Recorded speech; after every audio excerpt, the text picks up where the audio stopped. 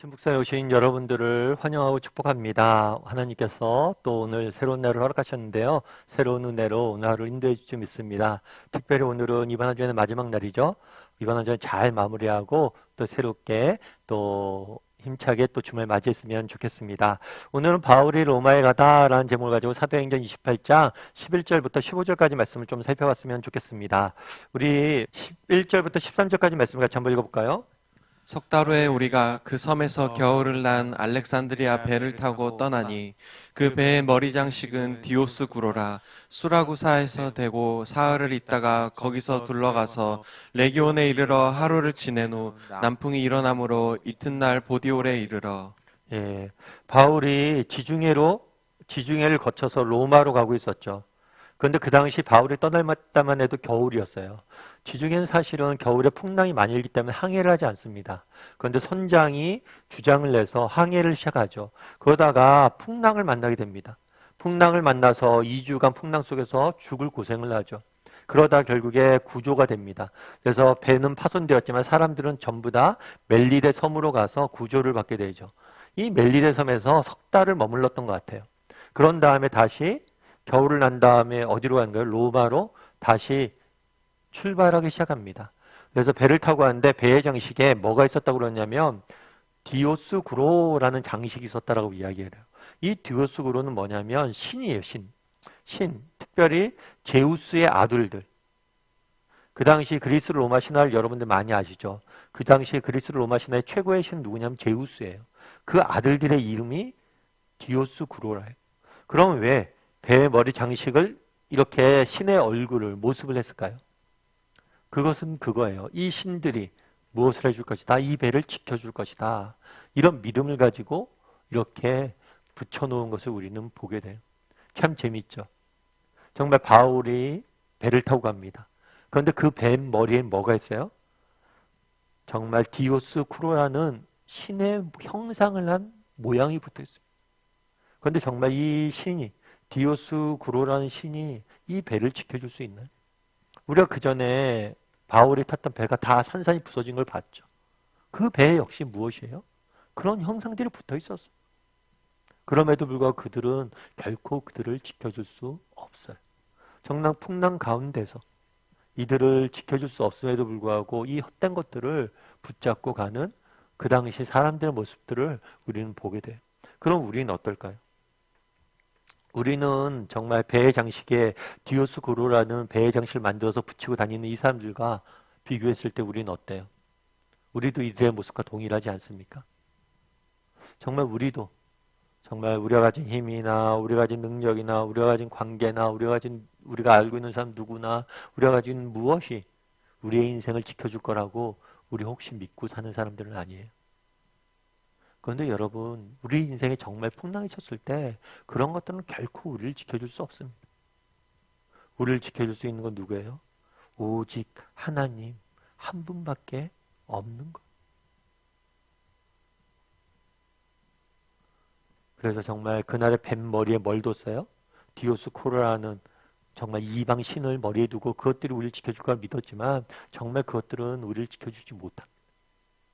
우리도 마찬가지예요. 우리가 가진 재물이나 우리가 가진 힘이나 건강이나 능력이나 이런 것들이 우리 인생을 지켜주지 못해요. 정말 우리 인생을 지켜줄 분은 누구밖에 없어요? 하나님밖에 없어요. 그래서 늘 하나님을 바라보고 하나님의 시선을 맞출 수 있는 사람이 되었으면 좋겠어요.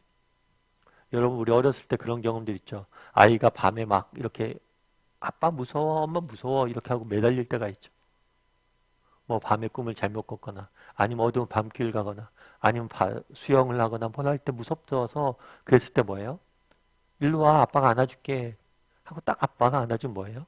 애가 평온을 찾죠. 여러분, 환경은 변하지 않아요. 그런데 어떻게 평온을 찾습니까? 시선을 부모에게 맞춘 거죠. 아니요, 가장 세상에 아이의 입장에서는 가장 세상에 안전한 곳은 뭐예요? 부모님의 품 안. 우리도 마찬가지. 우리 인생의 진정한 안전한 곳은 어디예요? 풍랑이 있다고 우리 인생이 안전하지 않은 것이 아니에요. 풍랑이 없다고 우리 인생이 안전한 게 아니에요. 정말 풍랑이 있든 없든 어떤 환경에 있든지 그 모든 건 상관이 없어요. 중요한 것은 우리가 누구의 품 안에 있냐는 거예요. 정말 하나님의 품 안에만 우리가 있다면 우리는 어디에 가든지 안전한 거. 그래서 오늘 본문에 나와 있는 이 뱃사람들의 모습이 우리의 모습은 아닌지 돌아보고 정말 하나님만을 의지하고 하나님 품 안에만 정말 의존할 줄 아는 저와 여러분이 되길 소원합니다. 우리 그러면 14절부터 15절까지 말씀 같이 한번 읽어볼까요? 거기서 형제들을 만나 그들의 청함을 받아 이레를 함께 머무니라. 그래서 우리는 이와 같이 로마로 가니라. 그곳 형제들이 우리 소식을 듣고 아비오 광장과 트레이스 타베르네까지 맞으러 오니 바울이 그들을 보고 하나님께 감사하고 담대한 마음을 얻으니라. 예, 보디오라는 곳에 갔어요. 그곳에도 아마 그리스도인들이 있었던 것 같아요. 그래서 이 그리스도인들이 이들을 초청을 해서 바울 일행을 초청을 해서 7일 동안 함께 머물면서 또 위로하고 서로 격려하고 힘을 얻는 시간들을 가졌던 걸 보게 됩니다. 뿐만 아니라 로마에 가기 시작을 해요. 그곳을 떠나서. 그랬을 때 그곳 형제들이, 여기서 그곳은 로마예요. 로마 형제들이 뭘 한 거예요? 마중을 나온 거예요. 마중. 바울을 마중을 나와서 이렇게 바울을 맞이하는 모습들을 보게 됩니다. 여러분 오늘 본문을 보면서 무엇을 느끼세요? 참 그날의 바울은 지금 어떤 상황이에요? 바울은 지금 죄인이에요. 죄인. 그런데 바울이 가는 곳곳마다 뭐예요? 많은 사람들이 그를 나와서 환영을 하고 반기는 모습들을 보게 돼요. 사실 바울이 승리자는 아니잖아요. 왕은 아니잖아요. 정말 마치 전쟁에서 승리하고 돌아가는 사람처럼 그를 환대하고 그를 맞이하고 그를 붙잡는 모습들을 보게 돼요. 사실 이건 어쩌면 굉장히 위험한 일일 수 있죠. 바울의 지금 죄목이 뭐예요? 정확치는 않지만 반란을 일으켰다 이런 제목까지 덮어쓰고 이 사람이 어떤 죄인지 몰라요. 만약에 바울이 반란을 일으켰다 그러면 바울과 만났던 모든 사람은 반란죄에 들어갈 수 있는 형편이에요. 그런 위험이 있을 수 있는 거예요. 굉장히 위험한 상황이에요. 그럼에도 불구하고 뭐예요? 그들을 맞이하고 그들을 격려하고 하는 모습들을 보게 됩니다. 우리가 계속해서 바울의 전도 여행의 여정들을 쭉 봐요. 그런데 전도 여행의 여정들을 봤을 때 늘 우리가 발견되는 게 있죠. 그건 뭐냐면 하나님께서 필요한 때 필요한 사람들을 통해서 위로를 주시고 늘 바울과 함께 했던 사람들이 있는 것을 보게 돼요. 우리도 마찬가지라는 거죠. 우리도 정말 바울과 이들 형제들처럼 이런 복된 공동체가 되었으면 좋겠어요. 정말 서로 함께 기뻐하고 함께 웃고 정말 함께 웃고 함께 슬퍼할 수 있는 서로 기쁜 일이 있을 때 함께 기뻐해 줄 수 있고 또 서로 슬픈 일이 있을 때 함께 울어줄 수 있는 그런 사람들이 되었으면 좋겠어요. 여러분 우리가 함께 웃는 것과 함께 우는 것이 있는데 함께 웃는 것과 함께 우는 것 어떤 것이 더 어려울까요? 어떤 사람이 그런 이야기 하더라고요. 함께 웃는 것이 더 힘들다고. 왜냐하면 사람이 그런 마음이 있다는 거예요. 나보다 못된 사람들, 잘못된 사람들 보면 그 사람들 위로하면서 우월감을 느낀다는 거예요. 그런데 나보다 잘된 사람을 진심으로 축하하기 쉽지 않다는 거예요. 왜냐하면 내가 열등감을 느낄 수밖에 없기 때문에. 참 그것도 맞다라고 생각을 해요. 그래서 정말 우리가 서로 함께 웃고 함께 우는 거 쉬운 일이 아니에요. 그날에 바울을 가서 맞이하고 환영하고 격려하는 모습들이 결코 쉬운 문제는 아님을 우리는 보게 돼요. 그럼에도 불구하고 그렇게 함으로 인해서 참된 공동체가 주는 기쁨과 평안을 누리는 모습들을 보게 됩니다. 우리도 이런 사람들이 되었으면 좋겠다는 생각이 있어요. 여러분 미국의 루즈벨트라는 대통령을 아실 거예요. 이 루즈벨트 대통령은 미국에서 가장 오래 집권한 대통령이에요. 총 4번 당선이 됐어요. 그때는 중임제에 대한 제한이 없었기 때문에 굉장히 오래 대통령직을 한 거죠. 그런데 그가 대통령직을 했을 때는 미국의 중요한 정말 어려움들이 많았어요. 첫 번째 대공황이 있었어요. 뿐만 아니라 그 다음에 2차 세계대전이 있었어요.